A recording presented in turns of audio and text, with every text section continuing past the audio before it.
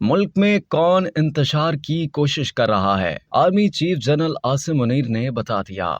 Army chief general Asim Munir نے کہا ہے کہ دشمن کے عزائم ناکام ہوں گے۔ پاک فوج کی طاقت اس کے عوام ہے۔ فوج اور عوام کے درمیان درار ڈالنے کی کوشش ریاست کے خلاف عمل ہے۔ ایسا عمل کسی بھی صورت برداشت نہیں کیا جائے گا۔ جنرل عاصم منیر نے کہا کہ دشمن قوتیں اور ان کے حامی فیک نیوز اور پروپیگنڈے کے ذریعے انتشار کی کوششیں کر رہے ہیں۔ قوم کے تعاون سے دشمن کے ایسے تمام عزائم کو ناکام بنا دیا جائے گا۔ سانحہ 9 مئی کے منصوبہ سازوں، اکسانے والوں اور عمل کرنے والوں کے خلاف آرمی ایکٹ کے تحت قانونی کارروائی شروع کر دی۔ پاک فوج کے شعبہ تعلقات عامہ کے مطابق army chief general Asim Munir نے لاہور کا دورہ کیا اور انہیں 9 مئی یوم سیاہ کے واقعات پر بریفنگ دی گئی۔ ISPR نے بتایا کہ آرمی چیف نے یادگار شہداء پر پھول رکھے اور مادر وطن کے لیے جانوں کا نذرانہ پیش کرنے والے شہداء کو خراج عقیدت پیش کیا۔ آرمی چیف نے جناح ہاؤس اور ایک فوجی تنصیب کا بھی دورہ کیا۔ اس موقع پر آرمی چیف نے کہا کہ سانحہ 9 مئی کے ذمہ داروں کے خلاف آرمی ایکٹ اور آفیشل سیکرٹ ایکٹ کے تحت قانونی کارروائی شروع کر دی۔